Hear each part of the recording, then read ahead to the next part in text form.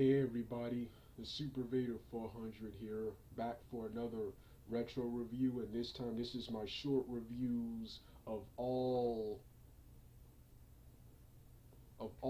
four of the X-Men, of all five of the X-Men animated series that have aired from 1989 all the way up until 2011.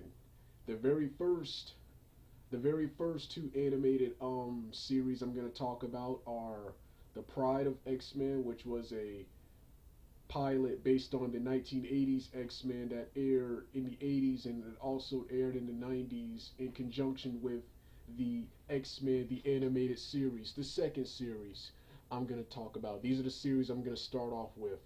The Pride of X-Men. I saw this back in the 90s and rediscovered it here, and talk about an awesome pilot. This show only had one episode, but it was freaking awesome, man. As much as I love the following X-Men animated series, I really wish Marvel would have and still would like for Marvel to produce an X-Men animated series based on this era and this lineup of X-Men. This is when Wolverine had the orange and red. Cyclops had a costume similar to Captain America. This was the costume with the hood, with the hood covering his hair, which was of course in the 90s he would get an updated look with the hood only covering this part of his face and displaying his hair. Like he would have a cool anime style look in the 90s. Um Cyclops, you also had other characters like the Dazzler. Colossus had a big time role. Colossus in most of the X-Men series. He's big in the books, but he's only like a minor supporting character in the various cartoon series and films based on the X-Men properties. So you had Nightcrawler, Professor X for the good guys. I can pull it up to remember what the roster was.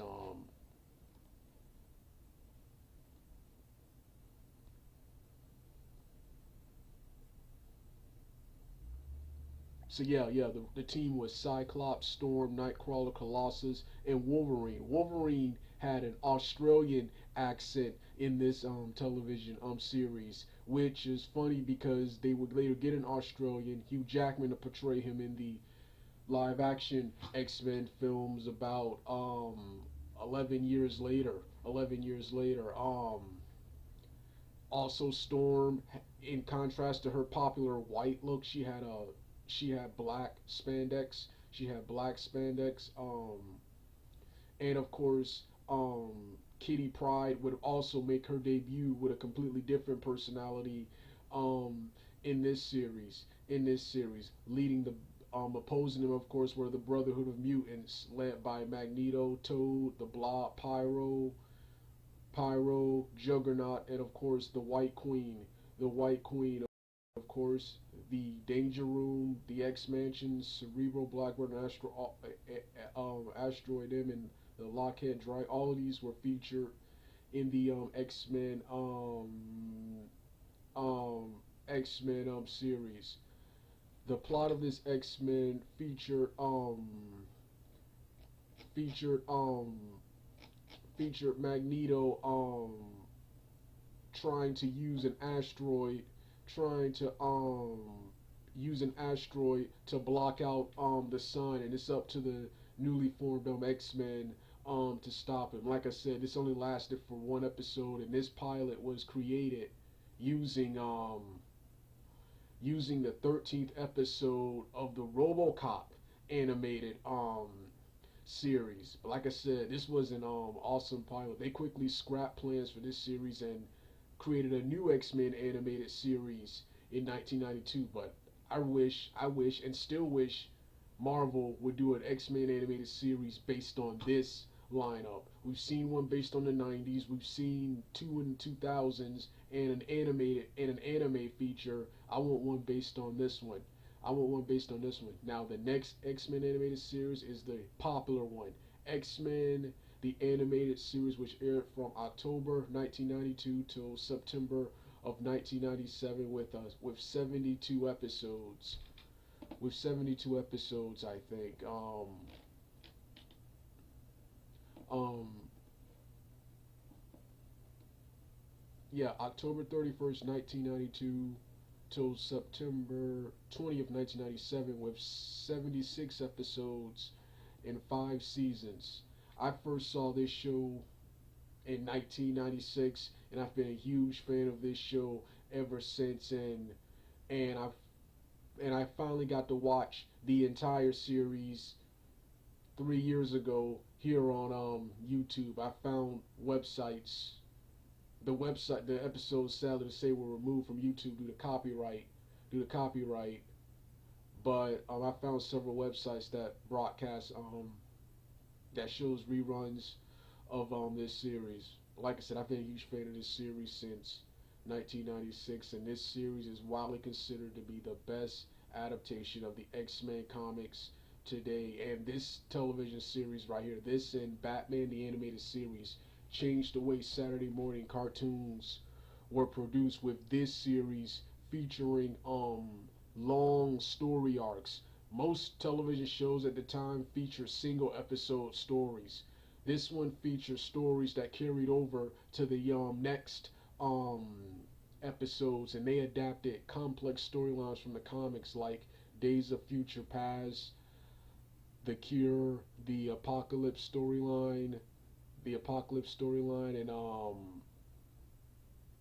and various complex storylines. And while being forced to change several things for the purpose of television and of course budget constraints, this show was arguably true to the comic books. The characters are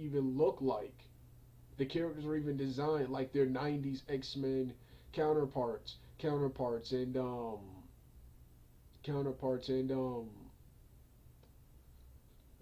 so yeah, going back to storylines, they adopted complex storylines like the Cure, the Days of Future Past, and of course the Dark Phoenix sagas. Seasons one and three, Seasons 1 and 3 were my all-time favorite seasons, and I thought these were the best seasons of the show. I love the first couple of episodes of season 2, featuring Morph, the original character created for the show. He was killed off in the first episode, but later returned in the opener of season 2, working with Mr. Sinister, seeking revenge against the X-Men for abandoning him. Um, then of course, you had the Dark Phoenix saga, which introduced antagonist Eric the Red, and also introduced character Gladiator, who defeated and tossed Juggernaut with ease. With ease. This series also featured the Canadian team Alpha Flight. That's a mutant team from Canada. I have the comic book featuring that team. Um, um, so yeah. The only thing I didn't like about this series was I didn't like their portrayal of the character Silver Samurai, who was big in the comic books, and here he was just a gang leader in this cartoon cartoon. But the only thing I didn't like about this cartoon was that in the earlier seasons, due to the budget, the fight sequences, there really wasn't much action. There really wasn't much action. This changed in the latter seasons. Latter seasons, they got Korea to do the animation. And you see more fluid fight scenes. But this show started it all, and this show inspired several shows like the Street Fighter cartoon, the Mortal Kombat cartoon, the Double Dragon cartoon, the Darkstalkers cartoon. Several animated series in the 90s became influenced by this show, and of course Batman the Animated Series. Even Teenage Mutant Ninja Turtles, which preceded this show about 5 years, in their final seasons became more like this show right here. Became edgy like this show was right here, and this show is held up and it's still awesome It's still awesome today and is widely considered one of the best cartoons of all time. The next cartoon, of course. Scan has been completed. Sorry, that was my virus software. Um, my antivirus software. Next is X-Men Evolution. Now, X-Men Evolution. This series right here was a reimagining of the X-Men franchise. This series envisioned the characters Cyclops, Jean Grey, Shadowcat, Bobby, Nightcrawler, and Rogue, and the rest of the team as teenagers, with of course characters like Wolverine, Storm, and Professor X being much younger and being their mentors. Now, when the X Men started, Cyclops and Jean Grey and them were teenagers, but they didn't know Wolverine and Storm at that time. Yeah, those two characters had joined the X Men, so this was a reimagining of the X Men series, but was still, for the most part, this was still true to the comic books in a lot of areas. And this show has a fairly mixed reception. Some people didn't like the tone and the dialogue of the show. This show was more of a teen drama, of a animated teen drama than an action cartoon, than a superhero cartoon like the first one was, and they also felt that several episodes could have been cut out. But this show is also praised for improving the animation and more fluid fight scenes, which, in my opinion, these are the improvements from the previous series, and also like several creative storylines and creative things this show did, such as reimagining the Brotherhood of mutants. Um, in this show, reimagining the Brotherhood of Mutants, especially the character Avalanche Lance. In the comic books, he's just a terrorist. Here, he's mostly a grungy, misguided teenager. Misguided teenager. They also updated and modified characters such as Toad, Blob, Quicksilver, Wanda, and of course, yeah, they also modified those characters. Professor X, Storm, Magneto, and Mystique, for the most part, stayed the same. In this show, at the beginning of the series, Gambit and Colossus, who are X-Men, who in the mainstream comics are X-Men, in this show, they're part of Magneto's team of acolytes. Also, Magneto leads his own team, while he leaves Mystique in charge of the Brotherhood, and later, um, Quicksilver, disappearance. After Mystique's disappearance, like I said, the first, third, and fourth seasons of the show were my all-time favorite seasons of the show. Season two, which is the season everyone apparently likes. Season two wasn't my least favorite because they focused on other characters. They focused on the other teenage characters like Boomer, and the only teenage characters the only teenage characters from the only other teenage characters besides the main cast, which is Cyclops, Jean Grey, Nightcrawler, Shadowcat, Rogue, Rogue, and Iceman was the only one I actually like. The other ones I really don't care for, and I really couldn't stand the character Boomer. I couldn't stand the character Boomer. I thought she was annoying. Speaking of new characters, I also love the new character Spike. I also love the new character Spike. He was awesome and loved his development throughout the series. The other series, so yeah, the first, third, and fourth seasons were best. The first season was pretty much a villain of the week. The X Men mostly fought the Brotherhood while also tackling their daily lives at high school. In season two, they continued on with season one, but mostly focused on other characters, the other younger characters like Boomer. Then of course I gotta watch season two over again. Season three, my all-time favorite, the X-Men secret about being mutants is no longer a secret. Everyone knows they're mutants, and they're later expelled from school, but later reinstated after saving Juggernaut. In this series, they they go back to school and are now on their best behavior, so they can stay in school, but also prove to the world that not all mutants are bad. Then of course season four of the series. Season four of the series. Oh, yeah, going back to season three. So yeah, season three. Continuing with that, season three also deals with the disappearance of Professor X, forcing the X-Men and the Brotherhood to briefly work together. That is until Cyclops betrays Mystique. Mystique enforces her to tell her where the Professor is, and he leaves Mystique. He leaves Mystique to be captured, and Mystique later returns to get her revenge, but that's thwarted by Jean Grey, who saves Cyclops. Also in this season, Bobby, who drinks an energy drink that causes his, not Bobby, but Spike, who drinks an energy drink that causes his mutant powers to go out of control and causes him to gain spikes all over his body, decides to join the sewer group, the underground group, the Morlocks. The Morlocks, and become a protector of them. And